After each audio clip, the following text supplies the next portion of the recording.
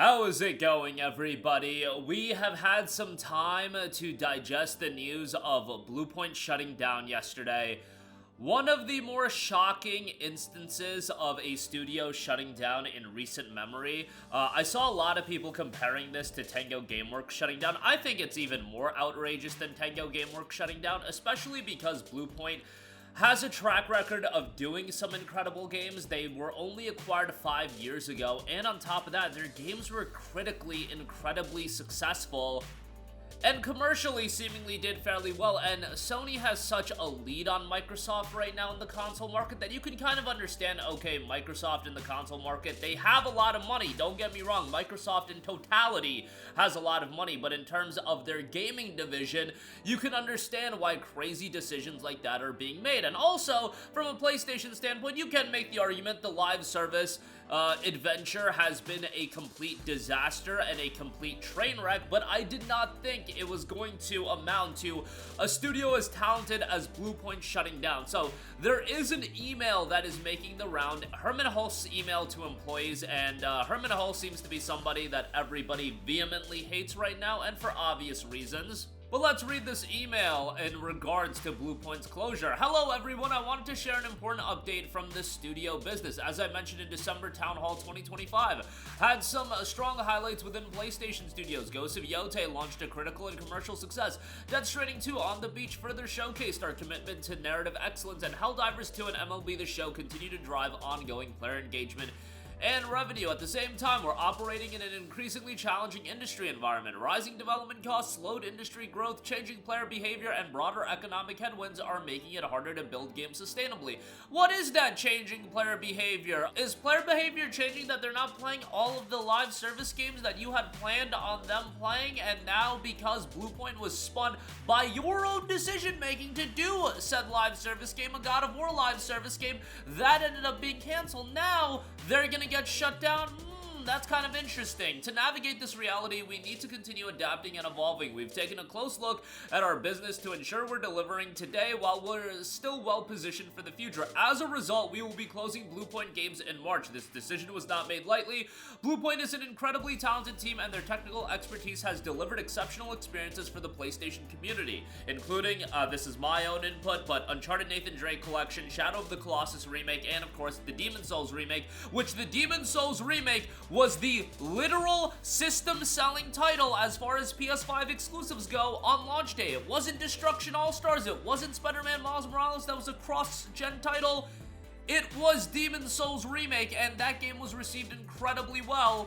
So figure that one out. I want to thank everyone at Bluepoint for their creativity, craftsmanship, and commitment to quality. Where possible, we will still work to find opportunities for some impacted employees within our global network of studios. While I know this is hard news to hear, I'm confident in the direction we're headed. Creativity, innovation, and building unforgettable experiences for players remain at the heart of PlayStation Studios. We have a robust roadmap for fiscal year 26 with much to look forward to in the months ahead. Thank you for your hard work and continued support. And this is the absolute tragedy of the live service endeavor that Sony did embark on.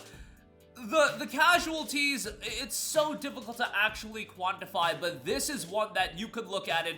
An elite, a top-tier studio that has done nothing but drop high-quality title after high-quality title, and as I mentioned, literally dropped the system seller for the PlayStation 5 on launch day, is now being shut down because of this. They're not pointing out, oh, the God of War live, put 2 and 2 together. And for those of you that, I know it's a few of you out there, but it still exists and I still see these takes. The Sony bootlickers out there, the PlayStation bootlickers out there, Bluepoint wasn't forced to make a live service game. Bend Studio wasn't forced to make a live service game. How could you? It wasn't PlayStation's fault. It was Bluepoint's fault. Bluepoint should have known better. Okay, first of all, it should not matter whose fault it was. Herman Hulst should have leadership vision where he can realize, oh, maybe we shouldn't do this. If your scenario is true and Bluepoint, for whatever reason, after working on a plethora of remakes that were incredibly well received, they realized, we don't want to do remakes anymore. We want to do a live service God of War game. Somebody in leadership should have had the wherewithal to realize, oh, maybe that's not a good idea. How about you guys remake Uncharted 1 instead? Like, how about you guys do that instead? Or how about you guys remake Bloodborne? How about don't you guys do that instead? You know, y'all don't have to do a God of War live service title. In reality, what happened was probably either they were directly told to work on the live service game or put two and two together, you guys. These studios know what upper management wants. They know that Sony is pushing for live service games, so what are they gonna start doing? They're gonna start pitching the experiences and the games that they think Sony upper management is going to greenlight. I'm sorry that it seems like some people do not have the capability to use a single brain cell to put two and two together, but what are we actually doing? First of all, it shouldn't matter whose decision it is to do the live service games. For Ben Studio to waste 6 or so years, for Bluepoint to waste all of these years, it shouldn't matter. It could be your mama's decision. It doesn't matter. Somebody in leadership should have had the wherewithal to realize, hey, maybe this isn't a good idea. Ben Studio, maybe Days Gone didn't pan out the way you wanted, but you learned a lot on how to do single-player open-world games. Let's give it another try. Days Gone was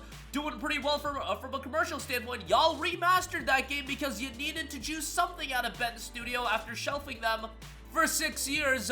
You know, try another open world title, and who knows what the future of Ben Studio is gonna be. They are hiring for a brand new game, but who knows if that'll ever come out. Given that Bluepoint, I would say, has done more successful work than Ben Studio over the course of the last decade, my thought on Ben Studio's future is not good right now. And somebody pointed this out. I don't know what kind of information Media Molecule has on PlayStation at this point, but they're working on something as well, and they haven't put out a game in 7 years, and I have no idea how their game is progressing as well. Yeah, Naughty Dog isn't gonna be affected when their live service game gets scrapped. Some of the major studios aren't gonna get affected.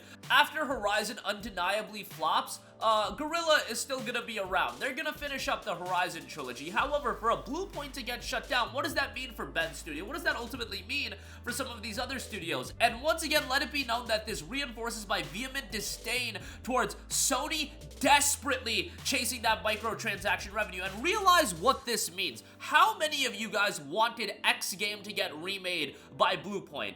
Legend of Dragoon, Uncharted 1, Bloodborne. We could go on and on about all of the games. Maybe they would do a God of War remake, you know, if they were doing the trilogy remake, for example. And a lot of people would be confident of them doing a remake, and those games would be something that would very much be appreciated by the core PlayStation audience. The core PlayStation audience that was drawn in by those incredible single-player experiences. Screw you guys. Every single one of you guys that invested into PlayStation because of their single-player offering, we don't care about you. Guess what? We already have you. Now what we need is more money from you, and how are we gonna get that more money? Because that $60, $70, that is hard capped. There is a ceiling on how much money we can get. That is not good enough anymore. What we need is engagement. We need you to be a slave to our platform, playing our garbage live service games year-round and spending $500 a year on them, because some of you out there are whales, and we know you're gonna spend that money on said live service game. Think about all of that. Screw Sly Cooper. Screw Bluepoint Games doing another remake. Screw you finishing up the Horizon trilogy in the span of, I don't know, a decade of it coming out, because we need to chase that live service revenue. We will have your engagement. We will have you a slave to our ecosystem, and we will have you spending all of your money. Is this a little dramatic? Obviously, you're not literally becoming a slave to their ecosystem, but make no bones about it, that's what they want. They want that level of investment, and they want what Marvel Rivals has. They want what Fortnite has, but they want that in spades. They want that with every single game studio. And let it be known as well, if they could scrap every single player game that they have in development and make each studio, Santa Monica, Naughty Dog, Guerrilla, Sucker Punch, every single one of them, if they knew that they could scrap any single player game that they were doing and they could create live service games that chase for your engagement and your microtransaction revenue, they would absolutely do it. And let it also be known that this is a ramification of having no competition in the industry. It is not about blaming Xbox when you're looking at it, but the reality is all of these companies, their end goal is to make as much money as humanly possible. However, when you make absolutely awful decisions like this, you deserve to feel consequences. And the reality is, yes, there is a consequential ramification in the sense that Concord was a gigantic failure, but it's a failure in a vacuum in the sense that it's not going to have long-term ramifications because ultimately there is nobody there to actually check PlayStation. And that is the unfortunate thing that I reiterated over and over again when the PlayStation bootlickers were celebrating the downfall of Xbox. You shouldn't be celebrating the downfall of Xbox because for a healthy competitive environment, when decisions like this are made, when decisions like a decade ago, Xbox was gonna go with no used games and always online for Xbox One. What happened? They immediately got checked by PlayStation and the consequences were felt. In this world, there are no consequences for the long term to actually be felt because there's nobody to check PlayStation, and for the long-term prosperity of the industry, that is awful for the consumer because guess what? If it's not live service, they're gonna look at other angles to monetize your players. Oh, how do we make this money back? Well, we got all these PlayStation Plus subscribers, let's jack up the price. We need to make our revenue back on this because guess what? The $70 games, the hardcores are gonna buy them, but we've got that ceiling on those games, you guys. There's not enough people buying those games. We need more engagement. We need more microtransaction revenue. And what is this gonna lead to? It's gonna lead to other avenues of monetizing said single-player games as well. Sony is now jumping on board with the fake early access. Let's get another $10 from these people. You wanna play Soros day one on release day? How about you buy that fake early access with the digital deluxe edition? It's all of this collectively together where a decision like this is made that leads to incredible failures, incredible failing in decision making. Where is that cost going to be made up? Well, guess what? Studios are going to get shut down. Here we have Bluepoint getting shut down.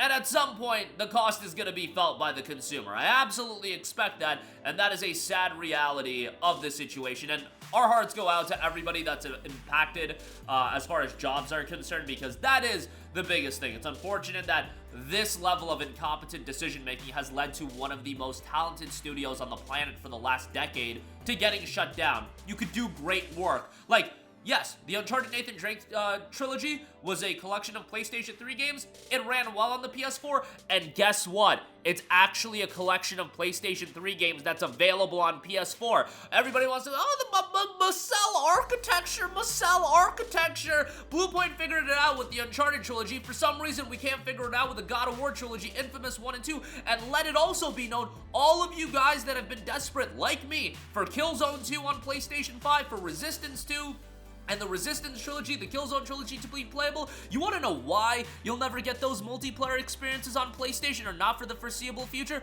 Because how dare you think about spending your precious game hours on a live service game. If you're going to be playing a multiplayer game, you're going to be playing our live service games. You're going to either be playing Fair God, you're going to dig up the corpse of Concord and play that, or you're going to be playing Horizon Hunters and Gathering, and we will get that microtransaction revenue from you, damn it, because Killzone 2, we can't monetize that. We can't sell you Killzone 2 weapon skins all the time. You're not going to get invested into the world of Killzone and the Hellgast and so on and so forth, like you are going to get invested into the world of Concord and the Concord main character. That's going to be our Luke Skywalker, and that is going to be a character that is going to touch the souls and the very fabric of the gaming ecosystem, and people will be spending hundreds and hundreds of dollars every year because they're so invested into Concord. And that might sound a little ridiculous to you guys, but realize that is the thought process that is going on in PlayStation right now. That's gonna do it for me. Let me know all of your thoughts in the comment section down below.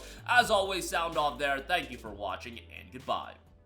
Hey guys, we hope you enjoyed the video, and if you did, make sure to hit the subscribe button, and if you're already subscribed, do us a favor and hit the bell icon. This way you'll be notified whenever we post a new video. That's the best way to keep up with all of our uploads, and we usually try to upload 2 videos a day. And with the bell icon hit, you'll be notified whenever we do upload a video. As always, thanks for watching.